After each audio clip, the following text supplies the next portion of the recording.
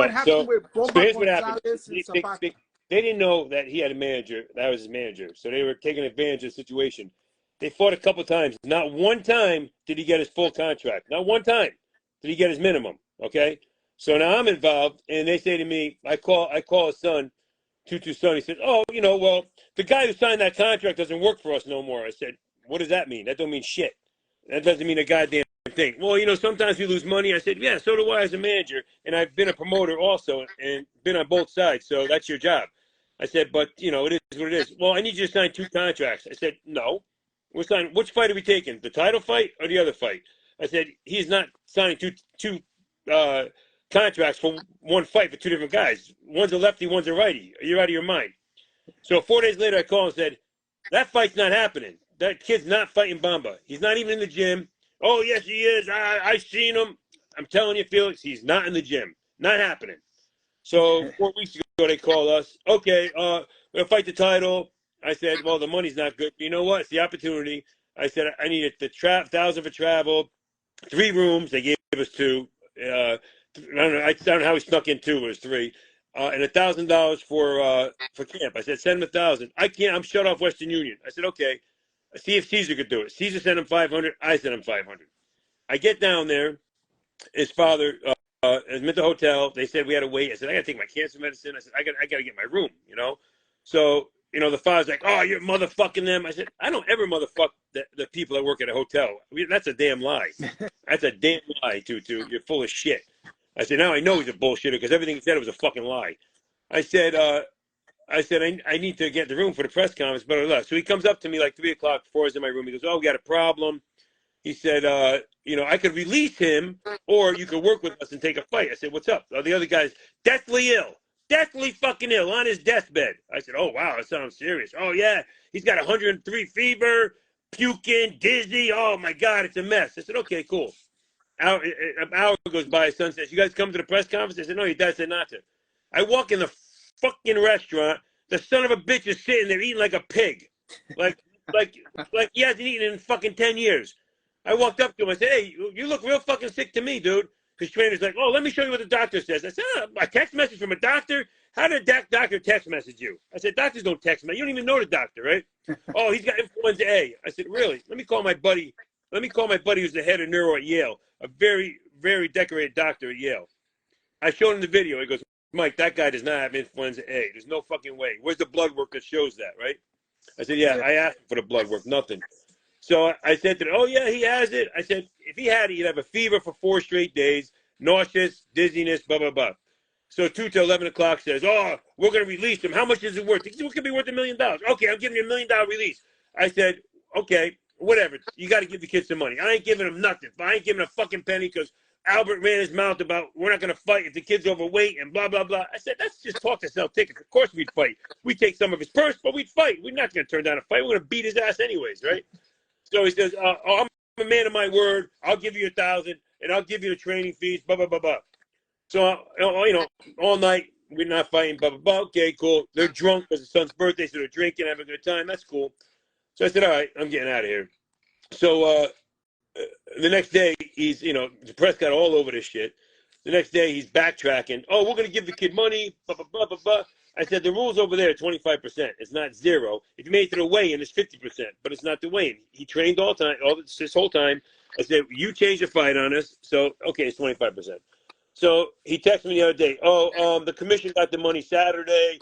The kid knows it, blah, blah, blah. The kid went to the commission today. They gave him $1,500. That's it. 25% of 11 changes, like, what, $3,000, right? Which is ridiculous, right? A real promoter, if that was Top Rank, Golden Boy, I don't, whatever, Golden Boy, Eddie, all these other guys, they would have gave him money. They would have probably paid him in full, especially those guys. Lou, 100% would have got paid in full. But 0, and then you leave $1,500, which is not even enough to cover. Another thing, they told Albert, who these guys are poor, by the way. They have no money, right?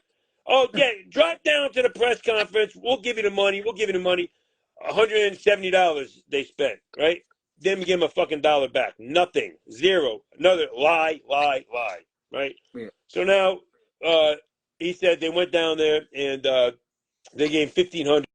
They deducted $500 that Caesar gave them.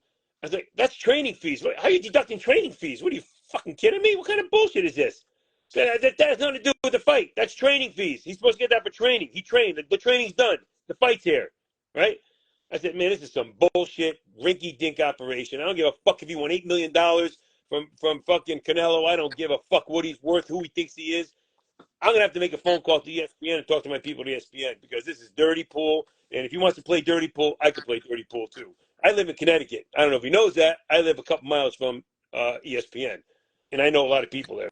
So I'm going to have to make some phone calls because what he's doing is dead wrong. I'm going to have to call other people where he's getting the fights from, who's giving him the fights, and tell them how he never gave minimums. Because I'm sure when he reported all the money to these guys, he probably reported that he paid him in full. I guarantee he reported they paid him in full, and he did not ever pay him in full. So, you know, I'm going to have to do what I got to do to protect my client, and that's it. And this game is dirty as it is. And let me tell you something. That kid was not sick. And then we get something. I'm at the airport. I get something saying he's got a dislocated rib over here, some displacement. I said, oh, yeah? I played pro ball. I had broken ribs before. Let me tell you something. I'm not punching a bag like that with a broken rib. It hurts like a son of a bitch, right? And then the trainer sends me something yesterday. You know, let's see. That was Wednesday, Thursday, Friday, Saturday, Sunday, Monday. 6 days later, the trainer sends me something. Oh, here's the blood work. I said, you could take that blood work and shove it up your ass. No disrespect to you guys. I said, but that blood, I could give any doctor in Nicaragua $20 to give me a positive blood test. Where was the blood test when I asked for it that night? It took you 6 days to get a blood test? Come on, man. You're in a third world country. You could pay those guys anything to get anything. All right? So, you're trying to bullshit a bullshitter. It ain't going to happen. You know? So he tried to put on a big act and this and that. I said, dude, I can see right through you. I have pawn shops. I read right through motherfuckers. I said, you're really trying to play the wrong person. Really trying to play the wrong person. Ain't going to happen. Well, but Mike, I'm confused because, you know, Bomba González was supposed to have a unification fight. He pulled out of that fight saying he was sick. Right. Now, going into this fight, he's March, I think. That was March, right? That was March, I think. That was in April. Okay. Now, Bomba González said that he was 100% ready. So what happened? I think that they paid him not to fight because they're mad at Albert. They're mad at this one. He said, I swore at the desk clerk. I would never swear at anybody who worked at a hotel. I would never, the working class people, I would never swear at them. Ever in my life would I swear at them. Did I swear at his son? Yeah. I said, what the fuck? I said, how is all your people in the WBO getting a room and I got here before them and I can't get my room? I got to go to my room and get ready and take my medicine. How's that? Did I say fuck to your son? Yes, I did say fuck to your son. Did I say anything like that to the people I worked at the desk? No, I was very polite to them. Very polite. I said, like I always am to people that do that kind of stuff. I said, so you're full of shit. I said, they're just bullshitters, man. I was told, don't fuck with those guys a long time ago, that they're no good. Well, they proved themselves 100%. 100% they proved themselves. So what happens now? Is there going to be a rematch? Are you he's afraid. Let me tell you, he is afraid to fight Zapata. They are scared shitless to fight Zapata. Did you notice that Tutu is up that fighter's fucking balls in his ass the whole time? All kinds of videos of me in, out kissing. Oh, come here, buddy. Take pictures with the fucking president or the vice fucking mayor or the fuck that short guy is. Do this, do that, do this, do that. Oh, yeah, come here, dude. Just like the fight that we had that we got disqualified for. I said, we'll fight him. He's on the card. No, he's doing an intern fight with some fucking bum over there, right? So why didn't you give us that fight back again? Because that was a bullshit call. He never fucking touched the back of his head. Never touched him. But they gave him a fucking disqualification. Bullshit. That's because that's his fighter and he likes the fucking fighter. Just like La Bamba. Let me tell you, they either got something set up overseas or something better because they know he was going to lose against Zapata. Zapata was going to kick his fucking ass, and they know it. I mean, Zapata dropped fucking Chocolatito in the gym. Zapata dropped everybody in the fucking gym. Everybody. And this kid would have got his ass kicked. Well, Zapata's last fight, he should have won, right? Yeah. Right? Yeah, he got fired. It's a fucking joke. It was a joke. Yep, it was a joke. He beat him the whole fight, and then he beat the shit out of him the whole fight, and then they said to him in back of the head and disqualified him. I can show you the video. He didn't even touch the back of his fucking head. Not even grazed his fucking head. Not at all. It's all a bunch of bullshit. It was fixed. It was fucking fixed. Like we know, there's a lot of fixed fights in this game. And that's what makes the game fucking terrible, is you got guys that get paid to fix shit. You got guys that are up each other's ass, buddy. I don't believe anybody should be up their ass like some of these guys are up some of these sanctioning bodies' asses. That's bullshit. I went to a fight one time. Who the hell was I fighting? It was Angulo or Avalos or I don't know. In Ireland, I think it was. Fucking, they come in, give all kinds of presents to the IBO or IBF. I mean, like kissing their ass. And I was like, wow, ain't this some shit? You're taking that fucking $1,000 watch. You're taking those expensive box of cigars. Wow, that's pretty fucking good. Should I go buy your Rolex? I said, if I buy a Rolex, will I get the fucking decision here? What the fuck kind of shit is this? They should not be able to buy a thing for the sanctioning body. And let me tell you, the guys in the sanctioning body are great. I have no problem with any of them. I love all the guys, IBF, WBC, IBO, all these guys, WBO, the IBF, and WBC, especially WBC. I love those guys. Love. Suleiman, before, God rest his soul, was the best guy in the world. Best guy. He was unbelievable. His son's unbelievable. Beautiful guys. Beautiful. In the IBF, great guys. They're all good. But the shit that goes on with some of these people is just not right, man.